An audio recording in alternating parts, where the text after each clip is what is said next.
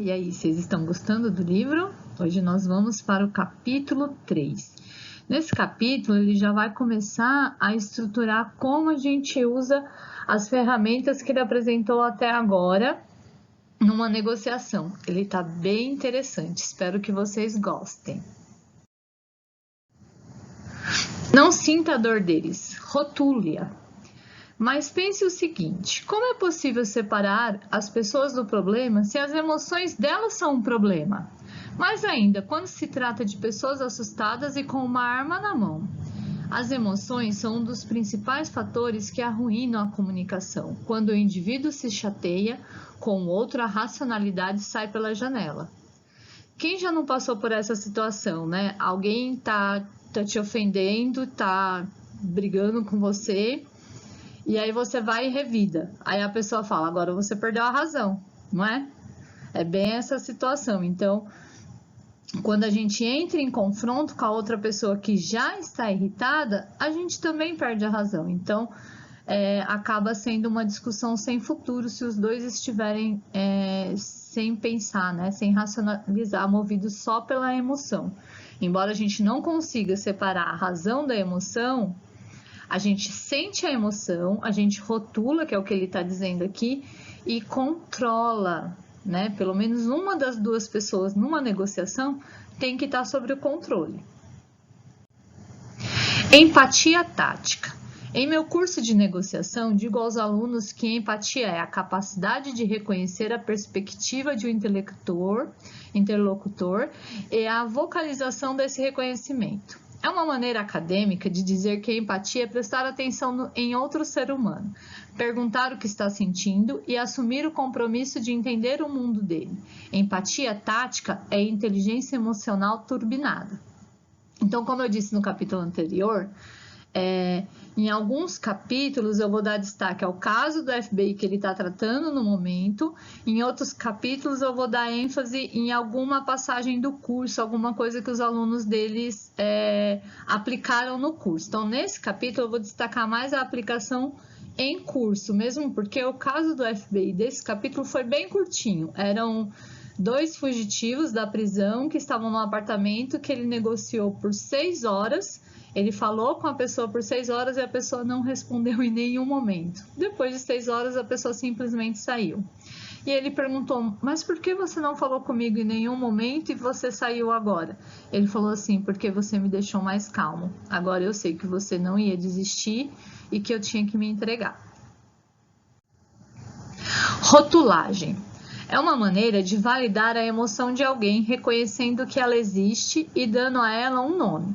Isso mostra que você se identifica com o modo como ela se sente e promove uma aproximação sem que seja preciso perguntar sobre fatores externos que desconhece, como está sua família. Pense na rotulagem como um atalho emocional para poupar tempo. Então, a rotulagem foi o que ele usou para esse fugitivo. O último argumento que ele usou foi assim, parece que você tem medo de voltar para a prisão, né?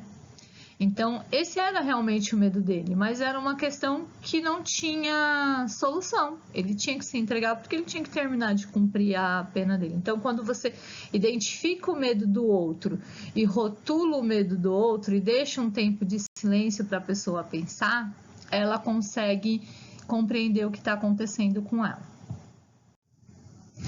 Os rótulos podem ser expressos por meio de afirmações ou perguntas. Parece que, isso soa como se, a impressão que fica é.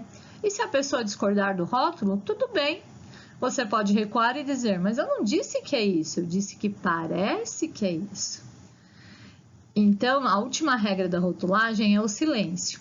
O maior poder de um rótulo é justamente o de convidar a outra pessoa a se revelar. Então, como eu disse no trechinho anterior, você rotula, né? Ou você usa um desses inícios de frases, parece que, isso soa que, e deixa o tempo de silêncio, porque se não for verdade, a pessoa vai raciocinar e vai falar, não é isso que você está dizendo, mas é isso. Então, a pessoa acaba se entregando, acaba se revelando para você. Neutralize o negativo e reforce o positivo. Primeiro, falemos um pouco da psicologia humana. Em termos básicos, as emoções humanas têm 2 níveis. O comportamento presente, que é a parte acima da superfície, que você pode ver e ouvir, e o que fica abaixo, que é o sentimento subjacente, que motiva o comportamento. Lá no comecinho, no primeiro capítulo, eu já dei a deixa sobre isso, que é, por exemplo, nós que estamos nesse desafio. Então, o desafio da perda de peso, o comportamento presente é esse: eu vou praticar atividades físicas para perder o peso. O meu sentimento subjacente é o quê? Tornar uma pessoa mais atraente. Então, aquele exemplo que eu dei lá no primeiro capítulo pode ser aplicado aqui. Também pode ser aplicado assim: uma pessoa vive mal-humorada. Aí você acha que é alguma coisa pessoal, mas na verdade ela tem uma vida solitária, ela não sabe verbalizar seus sentimentos. Então a forma dela se defender é agredindo. Então a gente tem que começar a parar para pensar e tentar compreender o que está acontecendo com a outra pessoa. Libere o caminho antes de anunciar o destino. Lembra da amígdala, a parte do cérebro que desencadeia o medo em resposta às ameaças? Bem, quanto mais depressa pudermos frear a reação da amígdala às ameaças reais ou imaginárias, mais rapidamente poderemos eliminar os obstáculos e gerar sentimentos de segurança, bem-estar e confiança. Isso se faz rotulando os medos. Você me entende, disse ela ao levantar e sair. Eu confio que você encontrará o projeto certo. Então, nessa última frase, é um caso de uma aluna do curso de negociação, que ela fazia campanha de arrecadação de doação para o grupo dos escoteiros. E essa senhora ficou com ela por um bom tempo e parecia muito resistente na doação. E ela foi conversando e foi percebendo até o momento que ela fala: parece que você quer que a gente invista o seu dinheiro num projeto que represente o que você viveu aqui quando você foi escoteira, né? Então, quando ela fala isso, ela atinge o ponto principal, porque o ponto principal não era o valor que ela ia doar, mas era como esse dinheiro seria investido nos escoteiros. Então, ela falou: você me entende. Quando ele fala que lembra da amígdala, a amígdala é uma parte do nosso cérebro responsável pelas emoções. Ela é o nosso cérebro primitivo. Tem uma exemplificação que eu aprendi esses dias: o cérebro humano. Esse aqui é o nosso cérebro. Então, o que acontece? A amígdala é essa partezinha aqui. Quando duas pessoas estão discutindo, o que ocorre? As duas pessoas estão com a amígdala exposta, elas estão nervosas. E quando a gente está com a nossa amígdala no comando, a nossa reação é de lutar ou fugir. Então, ou a gente vai para a briga ou a gente foge. Quando a gente foge, talvez a perda seja menor, mas e quando a gente vai para a briga? Então, por isso que ele fala: a gente tem que controlar a nossa amígdala. Quanto mais rápido a gente entender o que está causando o medo, mais rápido a gente consegue passar confiança para a pessoa que a gente está negociando. Faça uma auditoria de acusação. Erro pequeno, mas crítico. Em uma situação assim, é negar o negativo e acabar por validá-lo. Isso pode ser usado para desarmar o interlocutor ao negociar tudo, desde a hora que seu filho vai dormir até grandes contratos de negócio. O primeiro passo, portanto, é listar todas as coisas terríveis que seu interlocutor poderia dizer sobre você.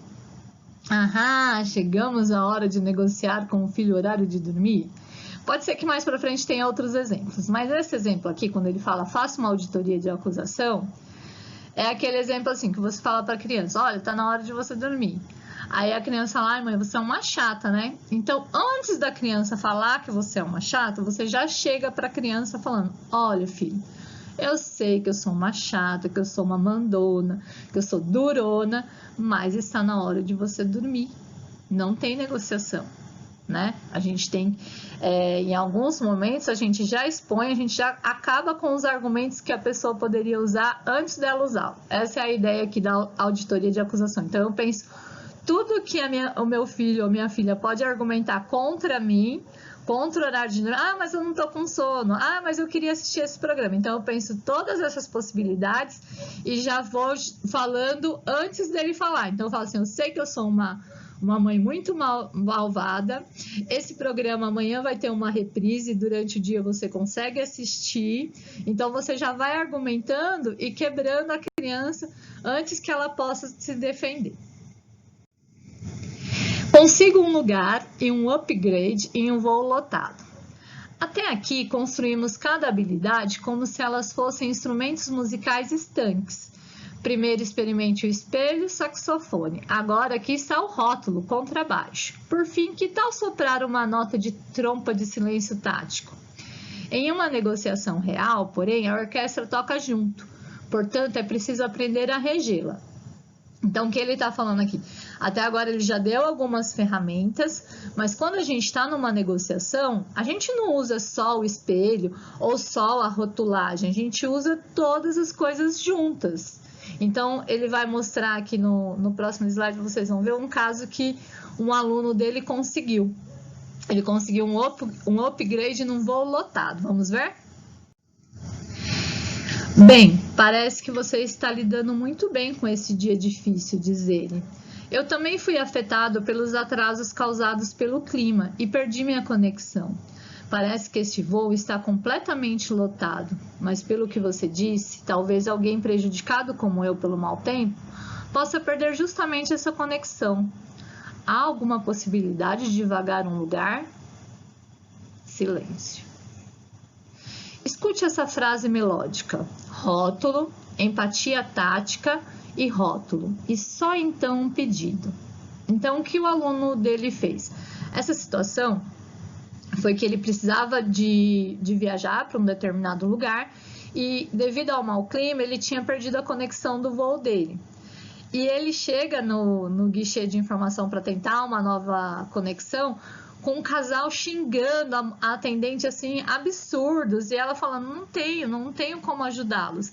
Então eles vão embora xingando e ele só observa a cena. No que ele observa, ele chega só conversando com ela, falando, parece que você está tendo um dia difícil, e ela vai respondendo, então ele vai utilizando da empatia, tentando entender a situação que ela está passando também. Então ele cria primeiro uma conexão com a atendente, e aí só um pouco depois ele fala isso que eu acabei de ler para vocês, né? Parece que ela estava tendo um tempo difícil, um dia difícil, mas estava lidando bem, porque ela não estava se alterando com os clientes. E aí ele pede, né? Já que outras pessoas perderam a conexão, quem sabe não tem uma vaga no voo que ele precisaria. E fica em silêncio. 10 segundos depois, ela imprime o bilhete da passagem. Então, às vezes, a gente tem que fazer o quê? Observar, né? Então, ele até diz, o autor do livro fala, da próxima vez que você vê alguém xingando em algum guichê, pode ser de uma loja, alguma coisa, chegue com empatia, né? Converse com a pessoa com simpatia, quem sabe o resultado não vai ser muito bom. Lições chaves deste capítulo. Imagine-se na situação do seu interlocutor, então, empatia. Então, sempre que a gente vai lidar ou vai entrar em alguma negociação com qualquer pessoa que seja, ou uma conversa, ou uma discussão, a primeira coisa que a gente tem que fazer é entender o outro. Mas entender o outro não é simplesmente só entender o sentimento dele, mas entender do ponto de vista dele, a partir dele, porque às vezes não necessariamente eu concordo com a opinião do outro e nem preciso concordar, mas o que eu preciso entender é que do ponto de vista dele, aquilo que ele está falando é certo, tá? Tem um outro livro que eu li que chama Como Fazer Amigo e Influenciar Pessoas, que ele fala isso, ele fala, você está no meio de uma discussão e aí você fala para a pessoa, é verdade, se eu tivesse no seu lugar, eu também concordaria com isso. Mas, então a pessoa valida o que a pessoa está falando e depois ela argumenta o ponto de vista dela. É muito mais fácil de conversar se você valida o ponto de vista da outra pessoa do que você já chega falando assim, eu não concordo com absolutamente nada do que você acabou de dizer, né? Negar obstáculos ou influências negativas e dar crédito a eles, exponham-os. Então, quando a gente nega as coisas, como eu disse lá no exemplo, né, da mãe, se a gente já fala que a gente é uma mãe chata, uma mãe malvada, alguma coisa que as crianças gostam de falar, a gente já expõe essas coisas negativas, as outras pessoas ficam sem argumento. É como o vendedor que está querendo vender um produto, mas aí ele fala que o produto é bom para isso, é bom para aquilo, e em algum momento ele fala, olha, esse produto só não é indicado para tais pessoas. Então, quer dizer, ele está destacando um defeito Mas se você não tiver encaixado naquele defeito, você vai querer comprar aquele produto, porque ele só não é indicado para aquelas pessoas. Faça uma pausa, então, sempre que você estiver negociando, deixe tempos de silêncio, deixe tempos de pausa, porque a gente raciocina melhor no silêncio. Rotule os temores do seu interlocutor para dissipar o poder dele. Então, quando a gente já fala, parece que você está com medo, parece que você está assustado, isso também pode funcionar quando o seu filho tem medo de dormir no escuro, ou quando ele leva um tombo e aí ele chora. Você tem que validar o sentimento dele. Então, nossa, parece que está doendo bastante esse machucado, mas vamos lá cuidar? Então, em vez de a gente brigar e falar assim, você estava correndo também, olha só o que você foi fazer. Não, vamos acolher a criança, vamos, lava o machucado, vai conversando, reconhece o sentimento dela, porque tá doendo. Pode ser um cortinho, mas tá doendo de verdade para ele. Então, vamos validar os sentimentos. Faça uma lista das piores acusações que a outra parte pode fazer contra você e exponha diante delas, né? Que é isso que eu também já tinha dito. E lembre-se de que você está lidando com uma pessoa que quer ser apreciada e compreendida. Então, sempre que a gente estiver lidando com outra pessoa, isso todas as pessoas, se eu for conversar com vocês, se vocês vierem conversar comigo, a gente sempre é uma pessoa que quer ser apreciada e compreendida. Isso faz parte do nosso ego, do nosso sentimento humano. A gente quer ser reconhecido por algo, né? Isso está no nosso dia a dia. Então, você faz um bom trabalho, você quer que aquele trabalho seja reconhecido. Você é uma boa mãe, você quer que seu filho te diga, mãe, eu te amo no final do dia, não é? Então, assim encerramos o 3º capítulo. Estamos aí chegando a 1/3 do livro. Esse livro tem 10 capítulos. Não sei se eu já tinha dito antes. Em breve teremos o capítulo 4, que também está bem interessante. Obrigada e até a próxima!